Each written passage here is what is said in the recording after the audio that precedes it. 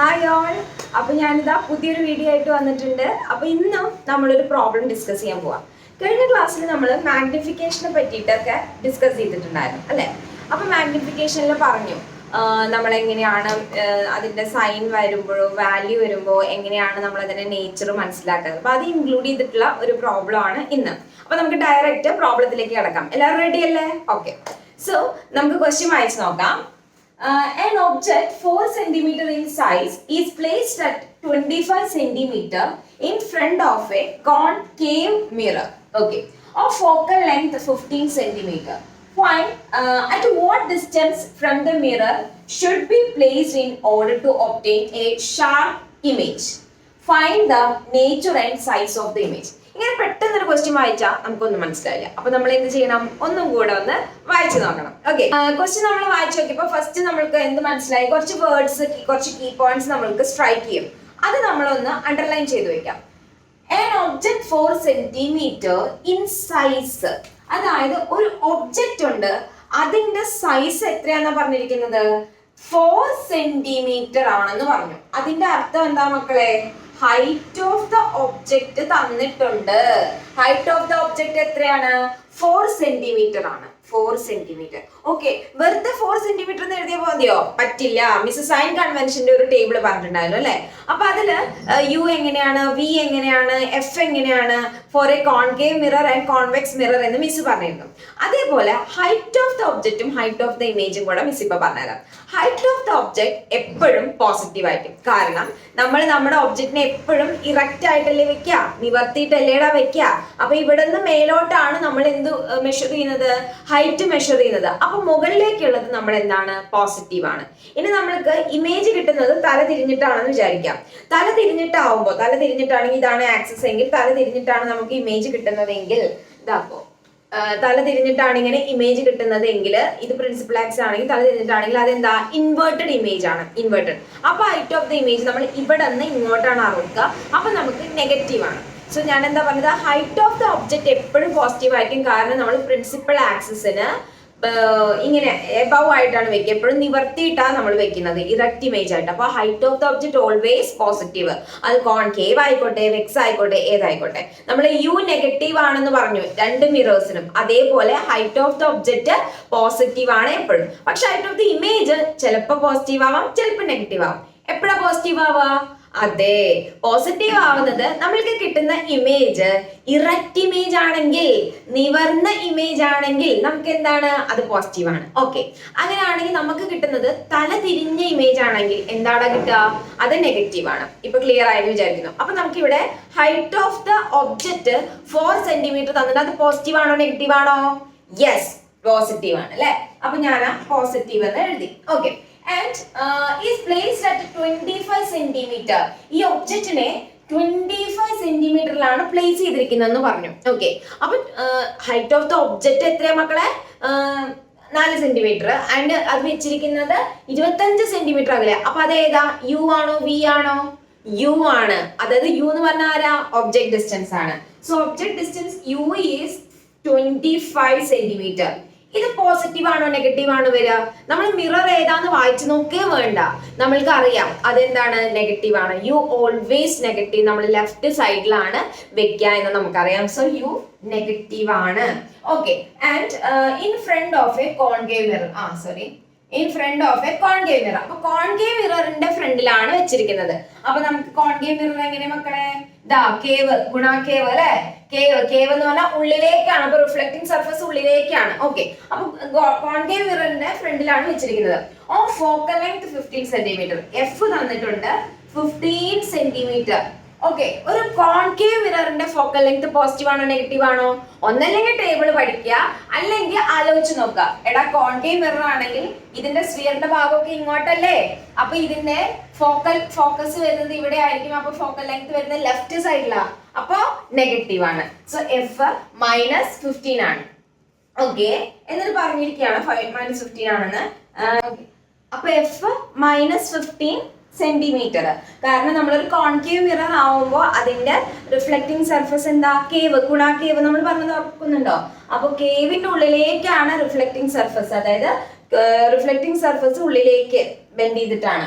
So നമ്മൾക്ക് അതിന്റെ ബാക്കി സ്ഫിയറിന്റെ ഭാഗം ഇങ്ങോട്ടാണ്. അപ്പൊ എഫ് എവിടെ വരുന്നത്? ലെഫ്റ്റ് സൈഡിലാണ്. സോ നെഗറ്റീവ് ആണ്. സോ ഫോക്കൽ ലെങ്ത് 15 സെന്റിമീറ്റർ ആണ്. At what distance from the mirror should a screen be placed in order to obtain a sharp image? ഏതൊരു ഡിസ്റ്റൻസിലാണ് നമ്മൾ വെക്കേണ്ടത്? അതായത് മിററിൽ നിന്നും ഏതൊരു ഡിസ്റ്റൻസിലാണ് should a screen be placed? ഒരു സ്ക്രീൻ നമ്മൾ വെക്കേണ്ടത്. അതെന്തിനാ അവർ ചോദിക്കുന്നത്? സ്ക്രീനിലാണ് നമുക്ക് എന്ത് കിട്ടുന്നത്? ഇമേജ് കിട്ടുന്നത്. അപ്പൊ നമ്മളോട് ചോദിച്ചിരിക്കുന്നത് ഇത്ര ഡിസ്റ്റൻസിലാ സ്ക്രീൻ വെക്കുന്നത്. എന്തിനാ? നമ്മൾക്ക് ഇമേജ് കിട്ടാൻ വേണ്ടിയിട്ട്. അപ്പൊ അവർ എന്താ കണ്ടുപിടിക്കാൻ ചോദിക്കുന്നത്? ഇമേജ് ഡിസ്റ്റൻസ് ആണ് കണ്ടുപിടിക്കാനായിട്ട് ചോദിച്ചിരിക്കുന്നത്. അപ്പൊ നമ്മൾക്ക് വി ആണ് ഇവിടെ കണ്ടുപിടിക്കേണ്ടത്. തീർന്നോ? ഇല്ല. Find the nature and size of the image. നേച്ചറും സൈസും കണ്ടുപിടിക്കണം. നേച്ചർ കണ്ടുപിടിക്കാൻ നമ്മൾ എന്ത് കണ്ടുപിടിച്ചാൽ മതി മക്കളെ? മാഗ്നിഫിക്കേഷൻ കണ്ടുപിടിച്ചാൽ മതി. മാഗ്നിഫിക്കേഷന്റെ കൂടെ തന്നെ നമ്മൾ ഹൈറ്റ് ഓഫ് ദ ഇമേജ് നമുക്ക് അതിൽ കണ്ടുപിടിക്കാനായിട്ട് പറ്റും. അപ്പൊ റെഡി അല്ലേ? നമുക്ക് നോക്കിയാലോ. അപ്പൊ നമ്മൾ ഗിവൻ തിങ്സ് എഴുതി. ഞാൻ പറഞ്ഞ ഒരു പ്രോബ്ലം എഴുതുമ്പോൾ given things, equation, calculation, final answer with SI unit. So given things നമ്മൾ സെറ്റ് ആണ്. അപ്പൊ ഇവിടെ മിറർ ഇക്വേഷൻ ആണ് നമ്മൾ യൂസ് ചെയ്യേണ്ടത്. കാരണം എന്താണ്? നമ്മൾ മിററിനെ പറ്റിയിട്ടാണ് അറിയുന്നത്. അപ്പൊ നമുക്ക് ഇതുമായി റിലേറ്റ് ചെയ്തിട്ട് അറിയാവുന്നത് മിറർ ഇക്വേഷൻ ആണ്. So 1/f is equal to 1/v plus 1/u. 1/f is equal to 1/v plus 1/u. നമുക്ക് കണ്ടുപിടിക്കേണ്ട ആരാ മക്കളെ? v ആണ് കണ്ടുപിടിക്കേണ്ടത്. f അറിയാവോ? അറിയാം. u അറിയാവോ? അറിയാം. അപ്പൊ കണ്ടുപിടിക്കാൻ ബുദ്ധിമുട്ടുണ്ടോ? നമ്മൾക്കുള്ളത് രണ്ടാൾക്കാരെ അറിയാം, മൂന്നാമനെയാണ് അറിയേണ്ടത്. അപ്പൊ അങ്ങോട്ട് ഇങ്ങോട്ട് അങ്ങോട്ട് ഇങ്ങോട്ട്. അപ്പൊ നമ്മൾ എന്ത് ചെയ്തു?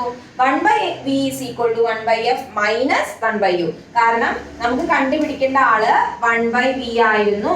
അപ്പൊ നമ്മൾ അവനെ അവിടെ നിർത്തി കഴിഞ്ഞാൽ 1/f ഇവിടെ ഓൾറെഡി ഉണ്ട്. ഈ പ്ലസ് 1/u ഞാൻ എന്ത് ചെയ്തു? ഇങ്ങോട്ട് കൊണ്ടുവന്നു. അപ്പൊ എന്തായി? മൈനസ് 1/u പ്ലസ് ഇങ്ങോട്ട് വരുമ്പോ അത് മിസ് ഒന്ന് റീഅറേഞ്ച് ചെയ്ത് എഴുതാം. 1/v is equal to 1/f ഇവിടെ ഓൾറെഡി ഉണ്ട് മൈനസ് 1/u. ഇനി സബ്സ്റ്റിറ്റ്യൂഷൻ. അപ്പൊ 1/f എത്രയാണ് മക്കളെ?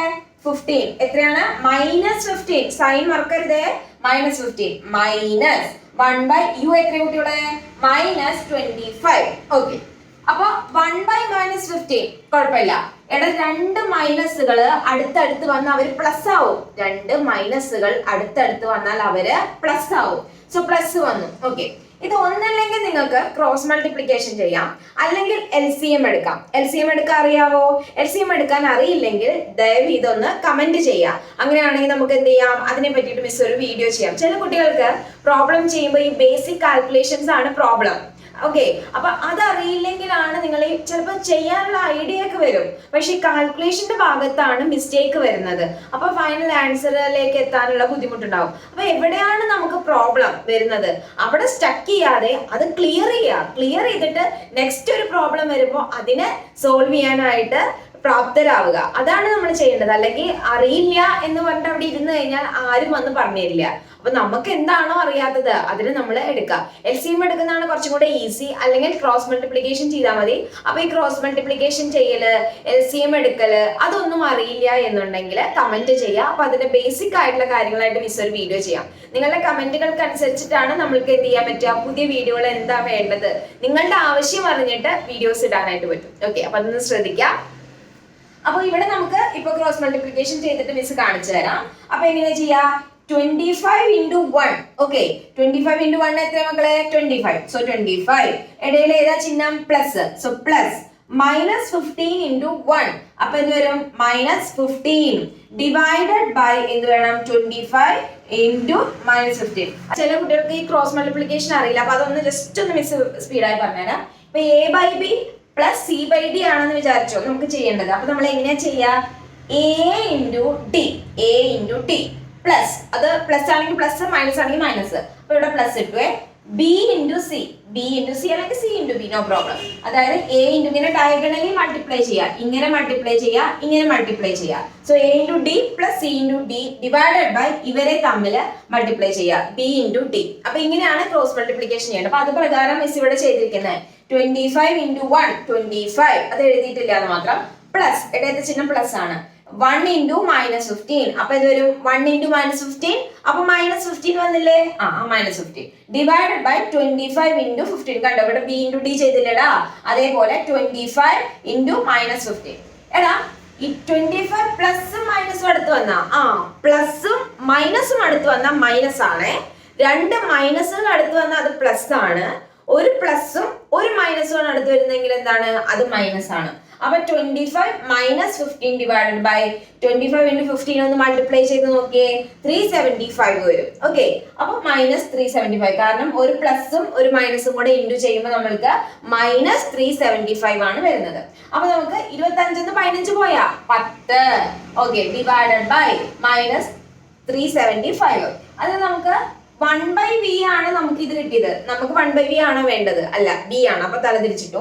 So v is equal to minus 375 divide by 10. എടാ 10 കൊണ്ട് ഹരിക്കുമ്പോൾ നമ്മൾ എന്താ ചെയ്യേണ്ടത്? ഇരുന്ന് ഹരിച്ചു നോക്കണോ? വേണ്ട അല്ലെ. ഒരു ഡെസിമൽ മാറ്റിയിട്ട് നമ്മൾ എന്ത് ചെയ്താൽ മതി? പോയിന്റ് ഇട്ടാൽ മതി. ഒരു നമ്പർ മാറ്റിയിട്ട് നമ്മൾ പോയിന്റ് ഇട്ടാൽ മതി അല്ലെ.